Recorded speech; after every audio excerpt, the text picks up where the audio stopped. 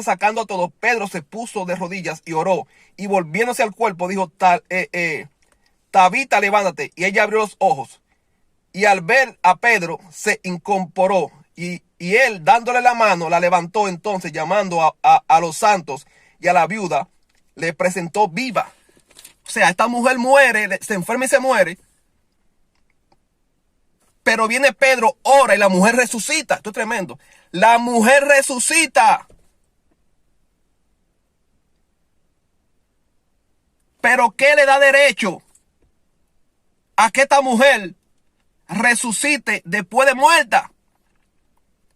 No solamente fue la unción que portaba Pedro, sino que por algo al principio Dios permite que tengamos detalles de la biografía de Dorcas, de quién era ella y cómo ella se manejaba para Dios.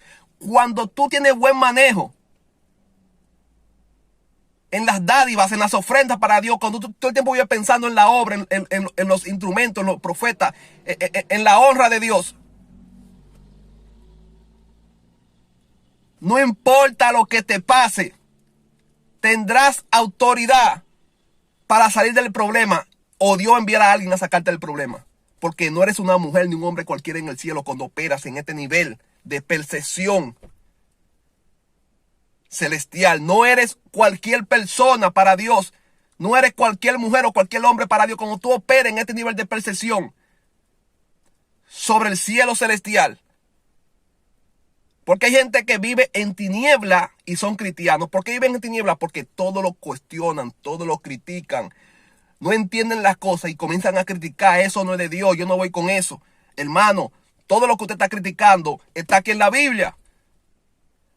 Lo que pasa es que tu corazón tacaño, endurecido, duro, que no te gusta dar, que eres amador del dinero, cuestiona este nivel de cosas. Mi alma adora a Dios. Ahora escucha esto. Escucha esto, escucha esto.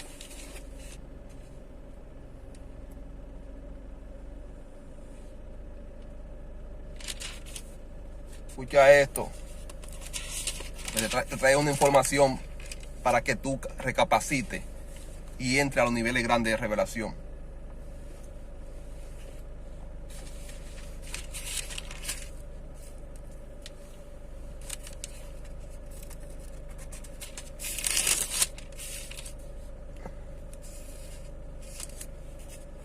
El libro de Hechos, capítulo 10. Libro de Hechos, capítulo 10. Oye cómo dice. Había en Cesarea un hombre llamado Cornelio, centurión de la compañía llamada la Italiana. Era un empresario, no era cualquier hombre. Tenía hasta guardaespaldas, policías que le servían, que lo custodiaban, que lo acompañaban. Había en Cesarea un hombre llamado Cornelio, centurión de la compañía llamada la Italiana. Dice, ahora dice el verso 2. Oye la información que Dios quería que nosotros supiéramos de Cornelio. Oye lo que dice el verso 2 del capítulo 10 de Hechos. Oye lo que dice. Piadoso y temeroso de Dios con toda su casa, y que hacía mucha limosna al pueblo y oraba a Dios siempre. Dos claves muy importantes. Wow, yo siento la revelación en mi espíritu. Hay veces que el poder, la unción, tú la sientes por la revelación de la palabra. Que tú no tienes muchas veces ni que orar. Es tremendo cuando tú recibes la revelación de la palabra, como una hija mía la sintió ayer. Que yo le desaté un código, le desaté un misterio, le desaté una información espiritual muy fuerte. Y ella dice que sintió su corazón que se le quería, lo sentía lleno, que se le quería explotar, quería salir corriendo. Sintió, en pocas palabras, sintió el poder de Dios sin ella orar, solamente con una revelación que ella recibió. Ahora, ella entendió que la revelación que ella recibió fue porque realmente yo estaba muy profundo en Dios. Lo que sucede es que ella viene de un nivel de ofrenda al ministerio. Y ese nivel de ofrenda hizo que una revelación se le revelara a ella y ella pudiera percibir. Porque esa misma revelación que yo le estaba enseñando a ella, yo se la he enseñado a otra persona y no ha sentido el poder de Dios. ¿Por qué? ¿Por qué no ha sentido el poder de Dios? Porque en ella no hay una convicción de lo que yo le estoy desatando en esta persona. ¿Y por qué no hay una convicción? Es como que cuando tú recibes esa revelación de verdad en tu espíritu, tú como que te transportas a ese lugar. Tú como que te transportas a ese lugar, como que tú estuviste ahí. Tú sientes la revelación de la palabra, como que tú estuviste ahí. Y por eso que tú sientes como la unción de Dios por dentro de ti, como algo que está por encima de tu cuerpo natural y como que tu cuerpo no lo puede soportar. Pero la mayoría de veces viene después de un nivel de ofrenda. Alguien no va a entender esto. Alguien no va a entender esto. Te lo voy a explicar mejor. Piadoso y temeroso de Dios con toda y su casa. Y que hacía muchas, ¿qué? El verso 10. El capítulo 10. El capítulo 10 de Hechos. Verso 2 dice que Cornelio era piadoso y temeroso de Dios con toda su casa. Y que hacía mucha limosna al pueblo y oraba siempre a Dios. Dos claves para tú tener experiencia de revelación con ángeles, con Dios. Mantenerte dándole siempre a Dios a través de un ministerio, de un profeta, de tu pastor, de tu padre espiritual. Mantenerte dándole siempre a Dios y orar siempre. Esto hizo que Cornelio, al ser un hombre que hacía ofrendas siempre, dice, y hacía muchas ofrendas. Ese era Cornelio, dice, y hacía muchas limonas, o sea, muchas ofrendas, y oraba a Dios siempre. Ahora, estas dos cosas que hizo Cornelio y que Dios quería que tú y yo supiéramos esta información, dice que después de eso, dice, este vio claramente en una visión. Oye, escucha esto bien.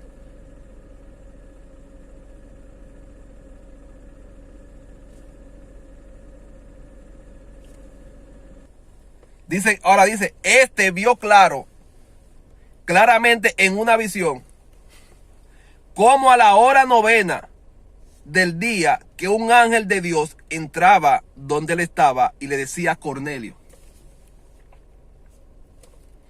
Todo fue porque Cornelio era un hombre, el verso 2 del capítulo 10 dice que era piadoso y temeroso de Dios con toda su casa. Dice, y que hacía muchas limosnas, o sea, que hacía muchas ofrendas y oraba a Dios siempre.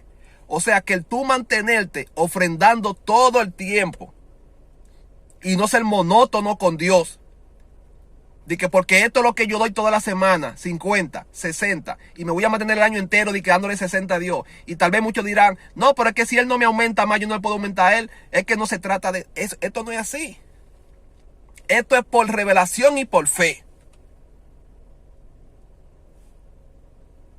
Porque si tú no le das a Dios una cantidad pensando que realmente Él es que tiene el dominio y control de tu finanza y que no importa la cantidad que tú te desprendas para Él no te dejará en vergüenza. Él te va a bendecir. Si tú no tienes esa fe realmente de lo que Dios puede entregarte y darte por encima de tus circunstancias, entonces lo que tú estás dando realmente no tiene el sentido que tiene que tener. Piadoso y temeroso de Dios con toda su casa y que hacía mucha limosna al pueblo y oraba siempre. Luego de Dios, porque tú tienes que entender que es la información que Dios quiere que tú y yo manejemos. Como dije ahorita, Él permitió que esta información estuviera aquí para que tú y yo supiéramos el por qué Cornelio tuvo este nivel de visión. Cómo se manejaba Cornelio. Ahora, la información que Dios permite, que está plasmada aquí, que Dios permite que tú y yo tengamos, es para que hagamos algo con ella. Y para que la interpretemos correctamente y la pongamos en práctica. Cornelio tiene una visión claramente a la hora 9 del día. Que un ángel de Dios entraba donde él estaba y le decía a Cornelio, oye, un ángel de Dios entrar a hablar con alguien que no era apóstol, no era profeta, no era pastor, no era un ungido.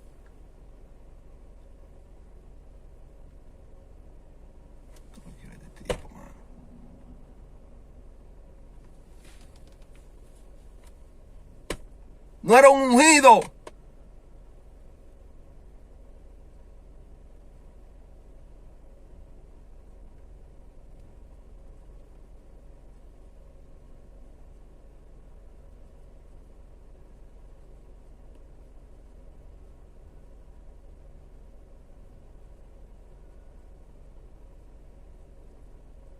No era de que el gran apóstol, era un hombre común y corriente físicamente, pero era un hombre que le gustaba ofrendar siempre y oraba siempre a Dios. Y se le apareció el ángel.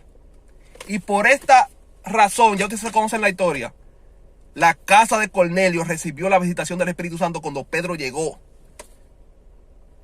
Pedro ni quería creer que realmente Dios le estaba diciendo que fuera donde Cornelio, a una familia de gentiles, y que llevara al Espíritu Santo y que se derramara sobre el Espíritu Santo sobre esa casa. Pedro no creía. Dios tuvo que convencerlo y decirle: no llame inmundo a lo que yo ya limpié, santifiqué. Porque los apóstoles pensaban que esto solamente era para gente que estaban ahí, que andaron con Jesús, judíos de nacimiento, y para un grupo. Pero ¿qué hizo que Cornelio llamara la atención de Dios para que el Espíritu Santo se derramara sobre esta casa y sobre esta familia? La descripción al principio. Siempre tiene que ir el principio. En el principio de cada historia, en el principio de cada biografía, está el secreto de todo lo que comenzó a manifestarse a mitad de camino y al final, al principio. He aprendido esto en la Biblia,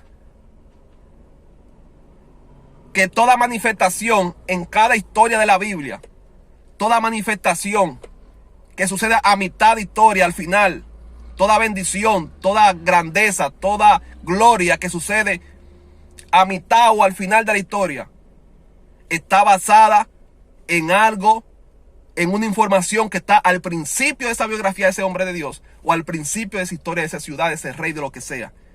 Sea un mal que se manifestó a mitad, sea una maldición que se manifestó al final, está la información que necesitamos saber el porqué de eso al principio de la biografía de ese hombre, de esa mujer, o al principio de la biografía de esa ciudad, de ese rey, de ese profeta. Dios siempre te da una información al principio que te da a entender el por qué pasó lo que pasó a mitad de historia y al final. Dorca, la historia de Dorca, ¿qué dice de Dorca al principio? Que era una mujer que daba limosna y que ayudaba.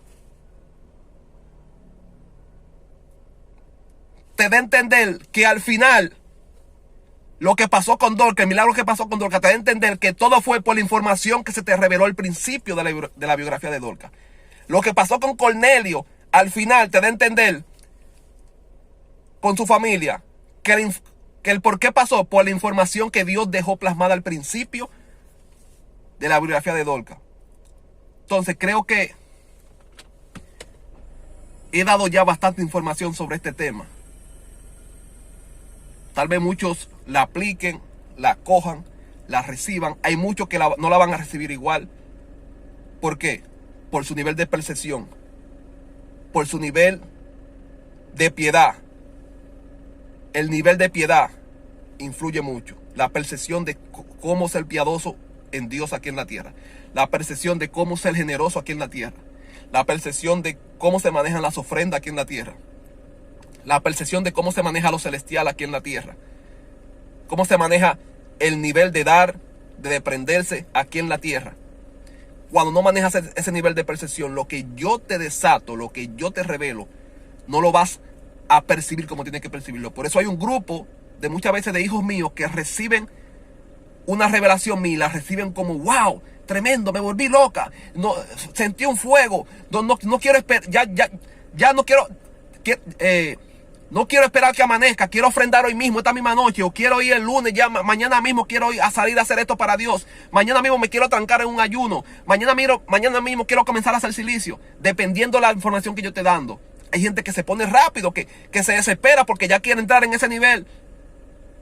Pero ¿por qué ellos reciben eso así? Es por el nivel de percepción que ellos manejan de la información, su corazón, primeramente, del corazón que tienen. Dice la palabra de Dios que del corazón emana todo, del corazón emana la vida, del corazón sale todo. Por eso hay gente que se sienten, hay gente que me manda la ofrenda y ni siquiera pone un mensaje de amor. Hay gente que a veces que manda la ofrenda y no le dedica una dedicación. ¿Por qué? Porque en el corazón se le ve que no está saliendo genuinamente. O sea, hay gente que envía un diezmo, una ofrenda, solamente manda el capture de la ofrenda, la cantidad, el nombre, la información que se necesita para retirar la ofrenda. Pero junto con eso no envían, varón de Dios, aquí le envío mi ofrenda o mi diezmo, mi donación. Espero que sea de bendición. Saludos para usted y su familia. Le agradezco mucho, varón de Dios. Gracias por todo. Porque ellos entienden que ellos están regalando algo. Tú no estás regalando nada. Ellos entienden que ellos están dando, que ellos son los que le están dando algo a Dios. Y la Biblia dice que es mejor dar que recibir. Esto es un secreto también que es muy profundo de información. ¿Cómo así? ¿Por qué la Biblia dice que es mejor dar que recibir? Porque dice la Biblia que dando es como se recibe. ¿Por qué la Biblia dice que es mejor dar que recibir y luego dice que dando es como se recibe? ¿Por qué la Biblia dice que Dios ama al dador alegre? Porque hay gente que no da con alegría. Te hacen entender que sí están dando con alegría, pero en su corazón no hay alegría. Porque en su corazón ellos entienden que se están desprendiendo de algo que tal vez le costó sudor o que tal vez le costó tiempo conseguirlo. Y al no tener revelación que lo que están haciendo, la ofrenda que están enviando, el diezmo, la donación que están enviando, ellos entienden que se están desprendiendo de algo. Ellos no están pensando y ni tienen un nivel de percepción que lo que ellos están dando, alguien tiene que adorar a Dios. Es algo que te va a traer multiplicación en cualquier momento. O sea, ellos no lo están haciendo con fe. Por eso no hay una alegría cuando lo están haciendo. Porque cuando no hay una alegría es porque realmente la fe que tú tienes es que eso tal vez no va a volver para atrás. Y no me quiero meter en ese tema. Dios ama al dador alegre. Hay gente que da y no recibe. Porque aunque da mucho, muchas veces, no lo hace con alegría. Ni con un corazón contento. Porque yo sé cuando alguien da, porque yo soy profeta. Yo sé percibir los corazones y los espíritus, aunque yo no te diga nada. Pero yo sé quién da con alegría y quién no. Y yo sé quién está perdiendo su tiempo. Yo sé quién está perdiendo su tiempo enviando su ofrenda y quién no lo está perdiendo. Alguien tiene que adorar a Dios. Dios te bendiga. Espero que haya sido de mucha ayuda este tema, esta información.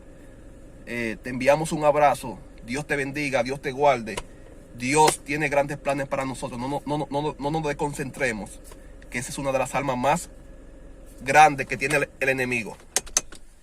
Tratar de crear problemas fantasmas para quitarnos la concentración de lo que realmente nos va a llevar a la bendición.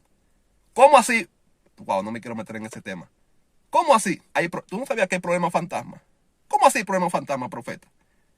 Que tú estás muy concentrado en buscar a Dios, tú estás muy concentrado en una empresa, en un proyecto y trabajando mentalmente en este proyecto o en esa familia, pero conectada con Dios, porque tú sabes que Dios es el centro y Dios es la fuente que va a hacer que eso que tú estás proyectando, tratando de hacer o de manifestar, es Dios que lo va a hacer. Y tú estás concentrada en la meta, en el proyecto, en la empresa, pero al mismo tiempo estás conectada con Dios, porque tú entiendes que es Dios que va a hacer que eso se manifieste. Y de momento a otro, tu hijo se enferma. Se enfermó tu hijo. Y tú comprando medicamentos, y ya tú estás triste, ya tú no estás orando como oraba 3 días antes, ya tú no estás ayunando como oraba 3 días antes, ya tú no estás pensando en el proyecto como antes, porque ya tú estás concentrada en una situación fantasma. ¿Cómo así?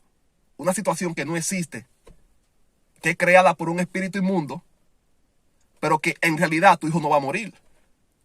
Pero que en realidad tu hijo no se va a poner grave, pero que en realidad tu hijo realmente no le va a pasar nada malo al final, sino que es una situación fantasma creada por la tiniebla, para que tú te desconcentres de lo que tú estás haciendo para Dios. Que se armó un problema en la casa de tu hijo, en el matrimonio, y la esposa que halló un mensaje de otro, y ya tú estás perturbada porque tu hija tiene un problema con el esposo, un problema fantasma, que realmente no va a llegar al divorcio de tu hija con tu yerno, sino que es algo para desconcentrarse. ¿Cómo te lo explico? Por experiencia propia. Yo estaba en la montaña hace 8 años, un ayuno de 5 días. Al cuarto día, faltaba un día para yo cerrar el ayuno. 5 días corridos sin agua y sin nada, en la montaña. Al cuarto día mi mamá se aparece con un problema de que mi hermano, que está preso, el más pequeño, el hermanito mío más joven, está preso y que se lo van a llevar y que le van a cantar tantos años y que él dijo que va a matar a un policía y que está vuelto loco y que lo van a matar y que un problema de todo el tamaño. Y yo me quedo así, sentado debajo de un árbol. No sé cómo el enemigo es fuerte. Utiliza instrumentos familiares tuyos cercanos, tremendo como él lo hace. Y el enemigo llevó a mi mamá a donde mismo yo estaba en el campamento. Cuando hasta yo mismo que tenía ya un año viviendo en ese lugar, me perdía para llegar, porque es un bosque muy grande y tiene muchos cruzogramas. Hay que doblar a la izquierda, seguir derecho, bajar una loma, pasar por el río. Y no sé, ella llegó allá por el enemigo, digo yo. Llegó allá mismo. Y primera vez que ella entraba a ese lugar y llegó allá mismo. El enemigo la llevó. Y yo estoy debajo de una mata, tengo una vara en la mano porque estoy un poco débil, no puedo caminar mucho, me siento débil. Primera vez que hace un ayuno de 5 días sin comer, sin beber. Y estoy ahí y veo a mi mamá que llega y me dice lo que está pasando, pero me lo dice de una manera como que es que el mundo se está acabando. Usted sabe que el enemigo a veces le pone,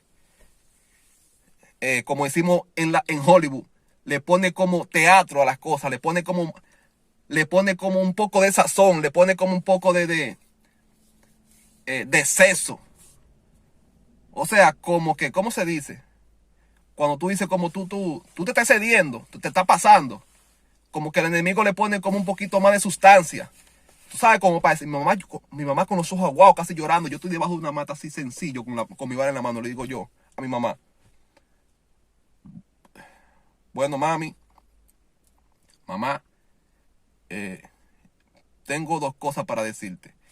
Yo no soy abogado, no puedo sacarlo de allá, donde está preso. Y segundo, yo estoy en un ayuno para Dios y de aquí no me saca nadie. Mi mamá se puso a llorar, se puso triste. Yo soy el hijo más grande de ella, con el que ella cuenta para ese tipo de situaciones. Y más que yo soy el hombre de Dios de la casa, de mis hermanos. Ella se fue triste por donde vino. Realmente eso me puso un poco triste, no lo voy a negar. Pero mi mentor espiritual se me acerca cuando ella se va y me pone la mano en el hombro y me dice: tranquilo, hiciste lo correcto. Ok, yo salgo del ayuno al día siguiente. Al día siguiente, como yo salgo del ayuno, llamo a mi mamá y le pregunto: ¿qué pasó con mi hermano Jeffrey? Me dice: no, ya lo soltaron, él está en la casa. Problema fantasma. Él nunca iba a pasar mucho tiempo en prisión. Y el problema no era para él quedarse en prisión, sino que el enemigo creó un problema fantasma. ¿Para qué? Para desconcentrarme del ayuno y del propósito por el cual yo me había metido en el ayuno, que era para mi boda. Yo no me había casado. Después de ahí, como el mes fue que yo me casé. Una boda elegante, millonaria, de $20,000 que alguien me pagó. Que Dios tocó una señora y me pagó una boda de $20,000. Eso fue una locura lo que pasó. Eso fue una victoria tremenda. El enemigo me quería desconcentrar de eso. ¿Cómo me quería desconcentrar? Con un problema fantasma. Porque hay problemas, hay muchos de ustedes que están siendo perturbados por el problema fantasma, con el esposo, con el hijo, con la tía, en el trabajo. Pero todo es para desconcentrarte de donde Dios quiere que tú tengas tus ojos. Dios te bendiga, Dios te guarde. Este es el otro tema. Esto fue una información extra. Así que aprovechala. Todos los que quieran servir, unirse a mi listado de hijas espirituales. Hijas espirituales. Hijas espirituales. Nunca me he visto en mi espíritu con hijos, sino con hijas. Por eso la mayoría de hijas de personas que Dios me ha enviado, todas son mujeres, hembras, sexo femenino. Hijas, todas las que quieran ser hijas espirituales. Y conducirse a través de nuestra mentoría privada con nosotros. Analizar tu situación, cómo vamos a golpear, cómo vamos a orar, cómo vamos a llegar a este propósito, cómo vamos a conseguir este milagro. Únase a nosotros. Dios está haciendo cosas grandes a través de nuestra mentoría.